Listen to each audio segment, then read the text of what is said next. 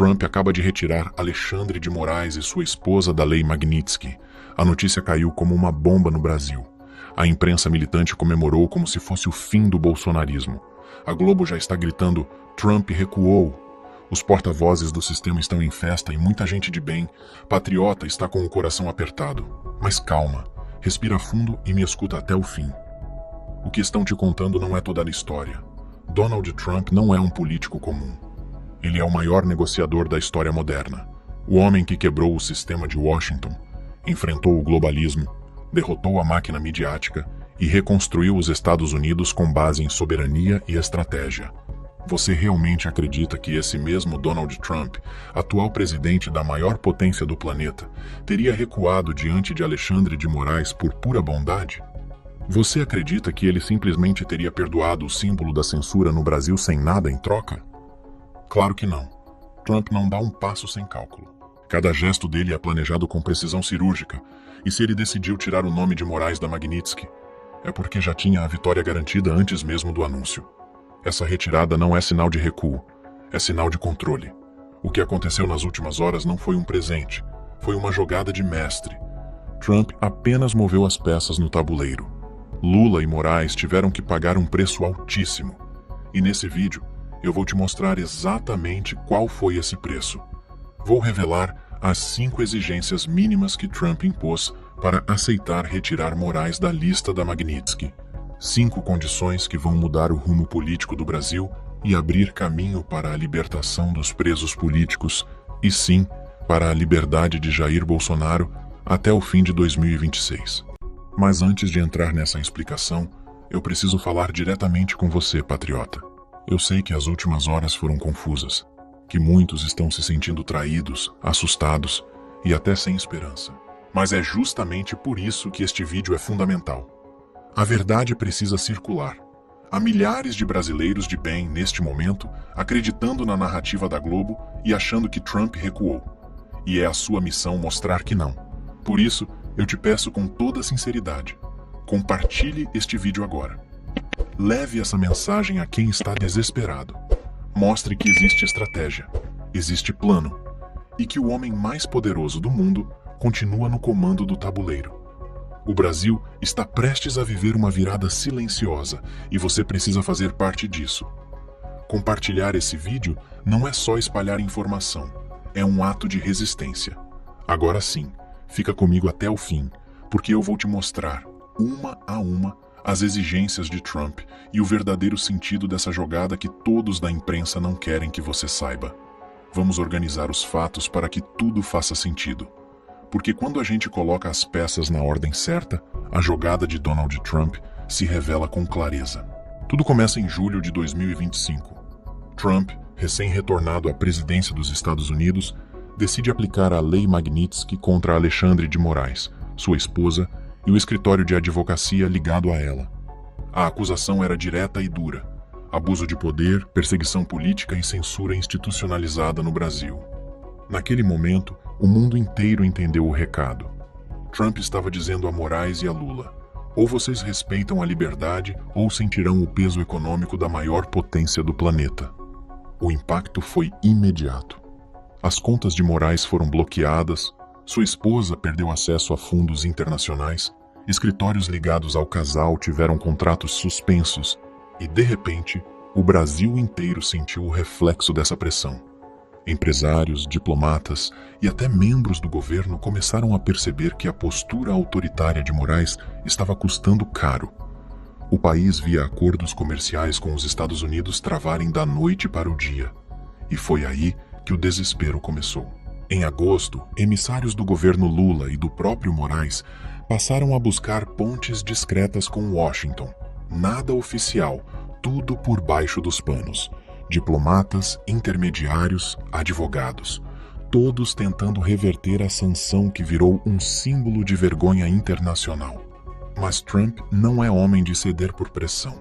Ele só negocia quando o adversário está de joelhos. Em setembro, a primeira mudança começou a aparecer. Perfis conservadores voltaram a respirar nas redes sociais. Alan dos Santos reapareceu, Rodrigo Constantino voltou a publicar, Paulo Figueiredo e Eduardo Bolsonaro passaram a falar abertamente sem bloqueios, e até canais de opinião que viviam sob censura voltaram a crescer. Coincidência? Claro que não. Foi o primeiro sinal de que Moraes começou a ceder. Poucas semanas depois, veio a segunda fase da Operação Silenciosa. Em outubro, Lula enviou uma carta diplomática a Trump oferecendo o que o Brasil tinha de mais valioso. Segundo informações publicadas pela revista Oeste e confirmadas por fontes diplomáticas, o governo brasileiro prometeu abrir o setor de terras raras e minerais estratégicos para empresas norte-americanas, cancelar impostos sobre as Big Techs, colaborar no combate ao crime organizado internacional e, principalmente, rever as políticas de censura digital. Trump, que vem enfrentando uma disputa direta contra a China pelo controle de tecnologia e recursos estratégicos, viu nessa proposta uma mina de ouro. Lula entregou mais do que o combinado. Entregou o que Trump nunca pediu, mas aceitou com prazer. Era o sinal de que o governo brasileiro estava rendido à mesa da negociação. Em novembro, começaram as tratativas finais. Delegações discretas do Congresso brasileiro foram a Washington. Ao mesmo tempo, diplomatas americanos vinham observando com atenção o avanço do PL da dosimetria, projeto que reduz as penas dos presos políticos do 8 de janeiro. O Departamento de Estado acompanhava cada passo como se fosse um marcador de progresso. A censura diminuía, o Congresso se movia e Lula silenciosamente aceitava as condições. E então veio dezembro de 2025. Trump anuncia oficialmente a retirada de Moraes e sua esposa da Lei Magnitsky. Mas o detalhe que quase ninguém percebeu estava na nota oficial. O texto dizia que a decisão refletia avanços significativos do Brasil em matéria de liberdade e justiça política. Essa frase é o coração de tudo. Trump não retirou a sanção por simpatia. Ele apenas recompensou temporariamente um comportamento, como faz um general quando o inimigo recua. E é aqui que entra a parte mais importante. Trump não retirou a Magnitsky de forma definitiva. Ele suspendeu a aplicação, condicionando tudo ao cumprimento de 5 exigências específicas. E se qualquer uma delas for descumprida, a Magnitsky volta, 100 vezes mais forte, como confirmou o próprio advogado de Trump. Cada evento dessa linha do tempo mostra que não houve recuo, houve domínio. Trump usou uma lei americana para enquadrar o sistema brasileiro. Fez do castigo uma ferramenta de negociação. Transformou a punição em controle. E agora, com Moraes fora da lista, mas preso a um acordo diplomático severo, começa a parte mais interessante: as 5 exigências secretas que garantiram essa retirada. Fica comigo, porque é aí que você vai entender a verdadeira dimensão dessa jogada. Agora tudo começa a fazer sentido. A decisão de Trump não foi um gesto de gentileza, foi uma operação de controle diplomático. O maior negociador do planeta não retirou Moraes da Magnitsky porque quis perdoá-lo, mas porque quis amarrá-lo. E essa amarra tem nome, prazo e cláusulas claras. Trump impôs 5 exigências mínimas ao governo Lula e a Alexandre de Moraes. 5 condições que, se forem quebradas, trarão de volta as sanções. E dessa vez, com força redobrada. Vamos a elas. Primeira exigência: o fim da censura digital. Trump deixou claro que a liberdade de expressão é a base de qualquer relação diplomática com o Brasil. Moraes teria que encerrar imediatamente o bloqueio sistemático de vozes conservadoras, suspender perseguições a comunicadores e devolver espaço de fala aos brasileiros de direita. E foi o que começou a acontecer. Os perfis censurados reapareceram, os canais voltaram a crescer e o clima de medo nas redes começou a se dissipar. Trump exigiu, Moraes obedeceu. Segunda exigência: a libertação gradual dos presos políticos do 8 de janeiro. Essa foi uma das condições mais duras. Trump exigiu que o governo brasileiro promovesse uma revisão dos processos, a redução das penas e a soltura progressiva dos patriotas presos por se manifestarem. A Casa Branca, segundo fontes diplomáticas, vem acompanhando diretamente o avanço do PL da dosimetria no Congresso. O projeto é visto por Trump como o primeiro passo rumo à anistia total. E o recado foi simples: enquanto houver brasileiros presos por motivo político, não haverá normalidade entre os dois países. Terceira exigência: garantir a liberdade de Jair Bolsonaro até o fim de 2026. Essa foi uma cláusula inegociável. Trump fez questão de incluir a proteção jurídica e pessoal do maior líder da direita latino-americana. O advogado de Trump confirmou publicamente: o acordo só seria assinado se o Brasil garantisse que Bolsonaro não permaneceria preso até o fim do mandato de Lula. O motivo é simples. Quando Trump aplicou a Magnitsky em julho, ele justificou a sanção pela perseguição direta e injusta a Jair Bolsonaro. Ou seja, o caso Bolsonaro é o coração moral de toda essa negociação. E Trump não abre mão de ver seu aliado livre. Quarta exigência: o fim da cooperação do Brasil com a China em áreas de tecnologia e defesa. Trump não apenas combateu o comunismo ideológico, ele está travando uma guerra econômica contra o domínio chinês. No acordo, exigiu que o Brasil encerrasse parcerias de satélite e tecnologia militar com Pequim. E, em troca, permitiu a entrada de empresas norte-americanas, como a Starlink, de Elon Musk, para ocupar o espaço deixado pelos chineses. Essa movimentação não é apenas econômica, é geopolítica. Trump reposicionou o Brasil dentro do eixo de liberdade ocidental e isolou o Partido Comunista Chinês das decisões estratégicas do país. Quinta exigência: abertura das reservas de terras raras brasileiras para exploração por empresas americanas. Essa foi a exigência econômica central do acordo. As terras raras são a base para a fabricação de chips, baterias e armamentos modernos. Trump, sabendo que o Brasil é um dos países mais ricos nesse tipo de minério, condicionou a retirada de Moraes da Magnitsky à concessão direta desses recursos às indústrias norte-americanas. Foi um golpe certeiro contra o avanço chinês e uma vitória para a soberania ocidental. Essas 5 exigências formam o esqueleto da negociação, mas há uma sexta cláusula silenciosa que não foi escrita em papel, e sim gravada no olhar de Trump. Se vocês me enganarem, a Magnitsky volta, e desta vez, com tudo. O advogado pessoal de Trump já confirmou isso publicamente. A retirada foi condicional, não definitiva. Se Moraes ou Lula romperem qualquer ponto do acordo, o bloqueio financeiro retorna automaticamente, atingindo não apenas o ministro, mas todo o entorno político e empresarial que o protege. Ou seja, Trump não tirou Moraes da Magnitsky. Trump suspendeu a pena, como quem dá ao adversário uma última chance de se redimir. E quem entende estratégia sabe que esse é o movimento mais perigoso de todos.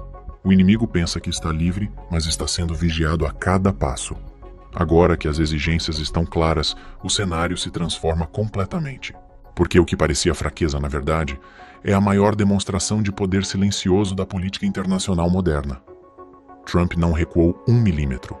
Ele apenas transformou o castigo em controle e fez o sistema brasileiro ajoelhar sob suas próprias regras. O que Trump fez não foi um gesto diplomático, foi uma intervenção moral.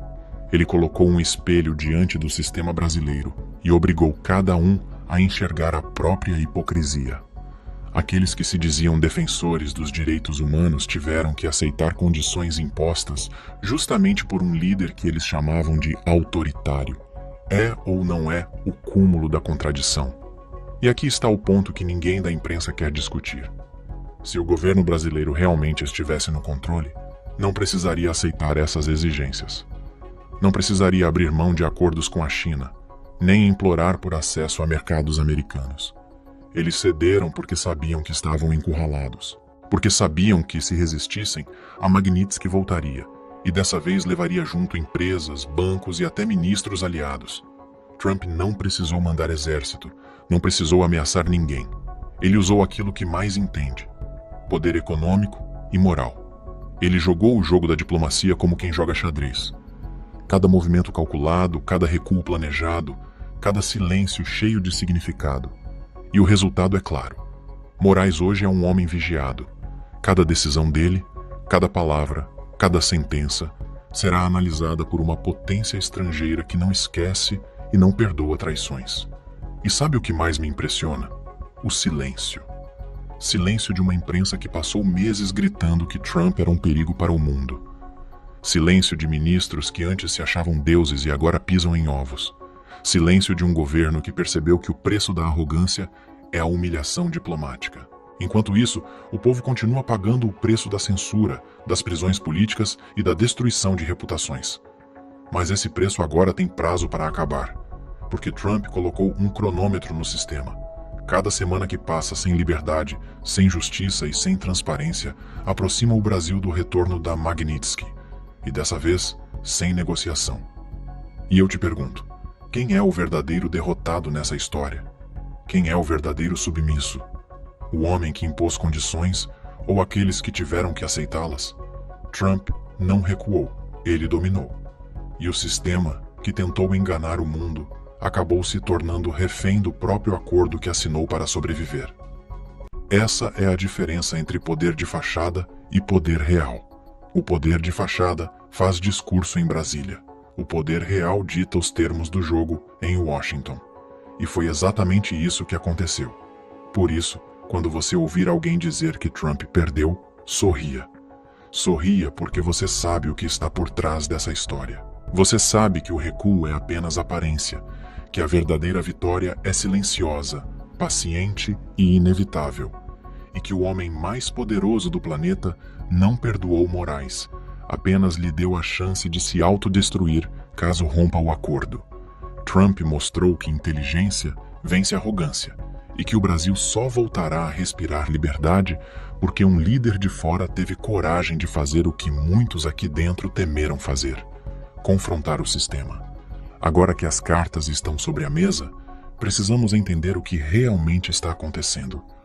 O que Trump fez não foi apenas uma negociação, foi um reposicionamento completo do Brasil no tabuleiro mundial. A esquerda brasileira, acostumada a ditar as regras internas, descobriu que existe um limite, e que esse limite agora tem nome, rosto e poder real. A partir desse acordo, o Brasil passa a viver uma fase de transição silenciosa. Os primeiros sinais já estão aí, e se você observar com atenção, vai perceber que o sistema está se rearrumando às pressas. A censura começou a enfraquecer, perfis conservadores voltaram a circular, parlamentares de direita voltaram a falar sem medo, e a própria imprensa começa timidamente a reconhecer que houve excessos. Isso não é arrependimento, é medo. Medo de desobedecer às condições impostas por Trump. E não é só medo político, é medo econômico. Porque a Lei Magnitsky é uma das ferramentas mais poderosas da diplomacia moderna. Ela bloqueia contas, paralisa contratos, isola governos e destrói reputações em questão de horas. Nenhum banqueiro, nenhum ministro, nenhum empresário quer voltar a sentir esse frio na espinha. Eles sabem o que significa ver o nome travado no sistema financeiro internacional. Trump sabe disso, e é por isso que ele não precisou manter a punição, bastou deixá-la suspensa. Essa é a genialidade da jogada. Ele transformou a Magnitsky numa espada invisível pendurada sobre a cabeça do sistema brasileiro. A qualquer sinal de traição, a lâmina cai. Chegamos ao ponto final dessa jornada, e agora você entende o quadro completo. O que a velha imprensa vendeu como recuo foi, na verdade, uma manobra de mestre. Trump não retirou Moraes da Magnitsky por fraqueza, mas por estratégia. Ele amarrou Lula, expôs a hipocrisia do sistema e devolveu esperança a milhões de brasileiros que já não acreditavam mais em mudança. O jogo virou, patriota. E desta vez, quem está com medo não é o povo, é o sistema. Trump mostrou ao mundo que ainda existem líderes capazes de usar o poder não para dominar, mas para libertar. Ele colocou condições, estabeleceu limites e, ao fazer isso, devolveu à direita brasileira algo que estava sendo roubado há anos: a esperança na justiça. Mas nenhuma estratégia, por mais brilhante que seja, vence sozinha. O movimento precisa continuar, e ele depende de cada um de nós. Depende de mim, depende de você, depende de todos os brasileiros que se recusam a aceitar a mentira como verdade. É hora de resistir com serenidade e agir com inteligência. É hora de ocupar o espaço que a censura tentou destruir, de falar com amigos, familiares, colegas e mostrar que há um plano em andamento, um plano que não nasceu em Brasília, mas no coração daqueles que acreditam num Brasil livre, soberano e moralmente restaurado, O sistema vai tentar se reorganizar, vai tentar mentir, vai tentar confundir, mas o que está feito, está feito. Trump deixou o recado. Ou cumprem as exigências, ou a Magnitsky volta. E quando voltar, não haverá mais espaço para desculpas. Por isso, é nossa responsabilidade manter a pressão, manter o debate vivo e continuar espalhando a verdade. Cada compartilhamento é um ato de coragem. Cada palavra dita com consciência é uma semente plantada na mente de quem ainda dorme. E quando a verdade se espalha, o medo desaparece. O Brasil está despertando. O patriota não se cala. O patriota não desiste. O patriota não vende sua fé no país por manchetes fabricadas. O que Trump iniciou com diplomacia, nós precisamos completar com união. A libertação dos presos políticos, a liberdade de Jair Bolsonaro, o fim da censura, tudo isso está em curso. Mas depende de nós vigiar, cobrar e manter viva a chama da resistência. O futuro está nas mãos de um povo que finalmente entendeu que ser conservador não é crime, é amor pela pátria. Por isso, eu te peço uma última vez. Compartilhe este vídeo agora. Não por engajamento, mas por dever. Não por vaidade, mas por consciência. Porque este vídeo não é só conteúdo, é um posicionamento. É uma mensagem direta àqueles que acham que ainda mandam neste país. O povo está acordando. Trump fez a parte dele.